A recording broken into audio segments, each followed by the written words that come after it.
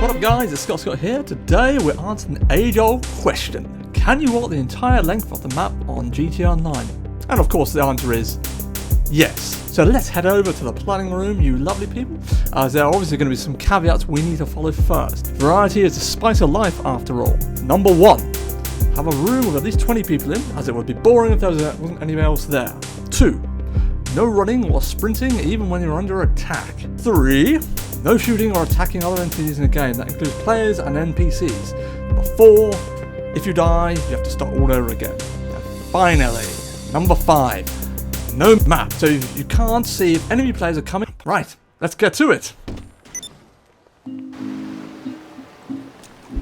begin our adventure on the southernmost tip of San Andreas at the docks at dawn.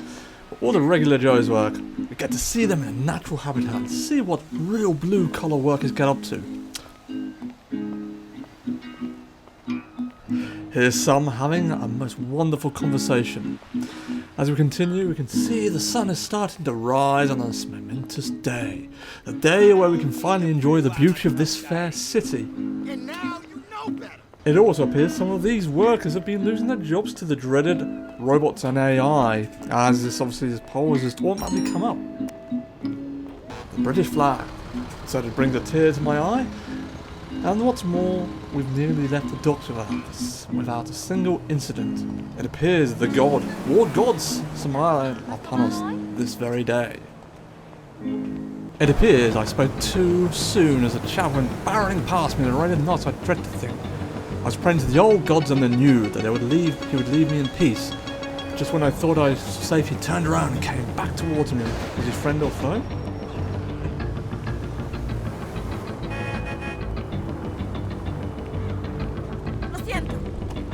This is when he got out of his car and came running towards me. I was tense as any man would be. Would this be the end of my story already? That was when he started doing an odd dance.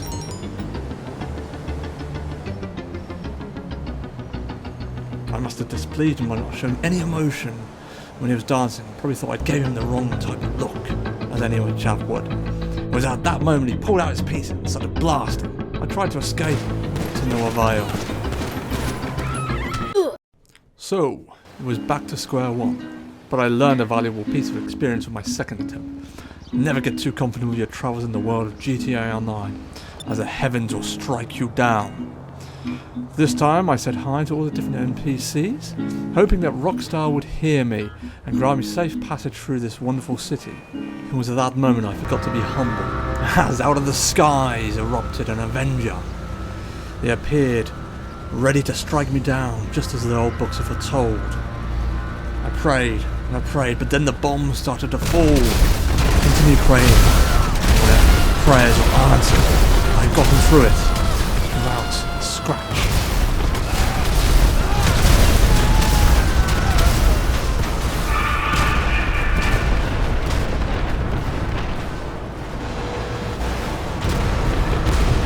Got through the explosions unscathed. However, I noticed they were still hovering there, ready to pounce.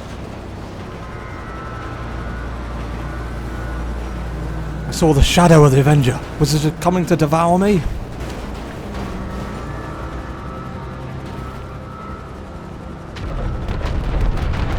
It was at that moment they landed. I thought to myself, am I going to be chased down by these two scoundrels now? I started reminiscing about all the other times I had my weapons and I could defend myself against such ruffians. Not this time. I could only pray and hope for the best. It certainly made things far more exciting, putting your life in the hands of other people, hoping that things would go well.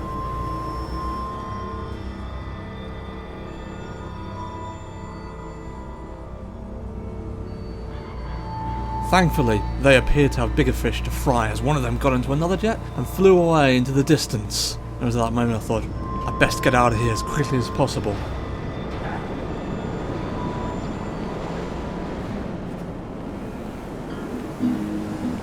I continued my journey thinking how easy life can be cut short. I noticed the accident at the crossroads and remembered getting a license in San Andreas could be quite easy, but it also made my life far more dangerous. And I should stay vigilant even when crossing the road, as a stray car could end it all. Until I felt a pain in the back of my head. It appeared to be an angry player. I attempted to ignore him and hope he would calm down and the red mist in his eyes would disappear. He must have been angered by the skill I had shown crossing the road. Time and time again, he came back for another strike. I didn't know how much more I could take of this. Again and again he struck me until I could take it no more, and I blacked out.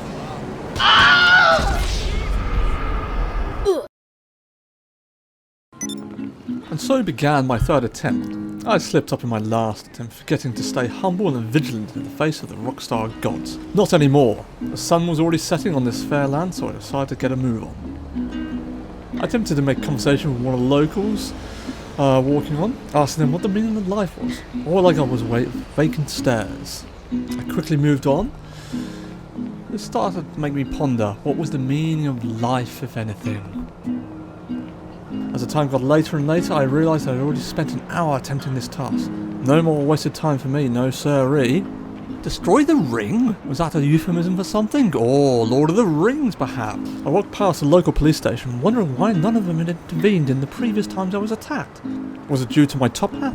Or the way I walked? Or my wonderful suit I was wearing? I would never know. As I carried on looking at the scenery in all its astounding, beautiful glory. I carried on walking through the night and saw some wonderful advertisements too.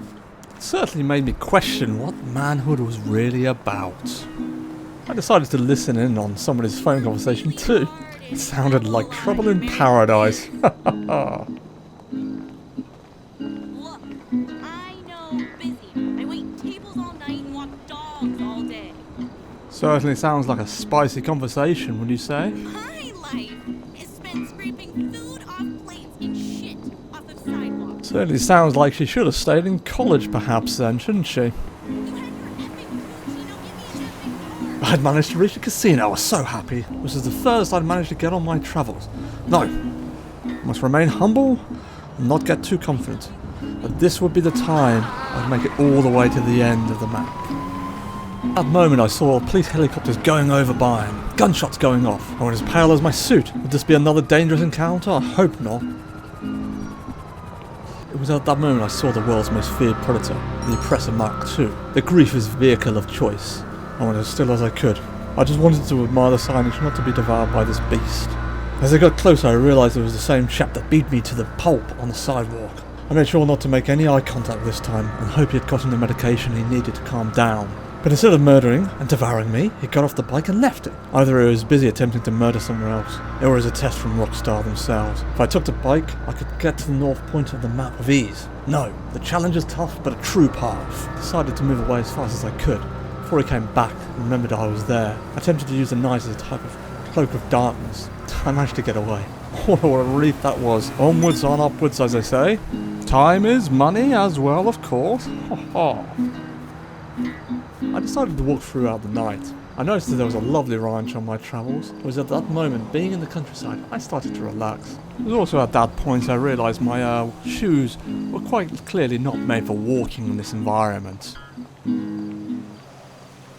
I noticed that it was a new day, dawned, with the sun starting to shine down on me. But it was at that point I noticed I was getting thirsty. I attempted to knock on the door of the people who owned the local property, and if they had any water or fluids to help me on my adventure. It didn't appear that there was a very well kept house, mind you. I'm used to the high life living, obviously.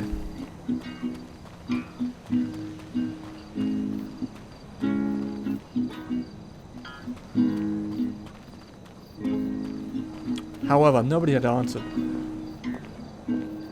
In fact, there were still the morning papers left outside. Perhaps they decided to holiday on the islands of Cayo Perico, but never returned. It also made me think, who reads papers these days? Pshaw, backwards people. In the end, I carried on my pilgrimage to the northernmost part of the map. I attempted to work out where I was using the local signs. It was the first time I had to use them since not having the minimap to guide me. Thankfully it helped, and I was well on my way, enjoying the many different sights that the countryside had to offer. Go to the right. Roads mean nothing. Including the very interesting pieces of artwork that our locals had created. As the time started to reach midday and the sun bearing down on me, I realised having nice shoes, a suit, and a top hat. Probably wasn't the best choice of clothing for this walk. At least on the positive side, I hadn't seen the beast of the Oppressor Mark II coming over the horizon ready to harass me and potentially devour me again.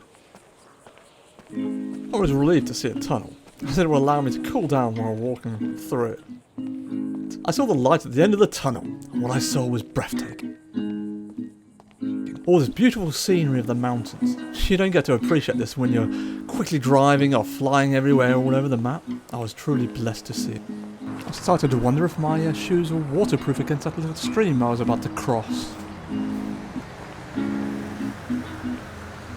I was coming up to the final populated area. I just hoped I would get hit by a car crossing the motorway.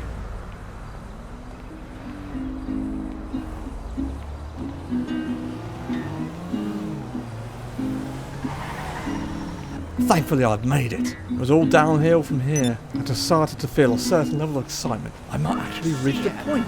No, Scott, calm yourself. As I looked on at the house and saw the sun setting on this fair land, I started reminiscing on the hardships I had faced throughout this adventure. The blue-collar workers, the speeding chavs, the Avengers in their boombox, the madman who was angered by my amazing ability of walking across the street without dying.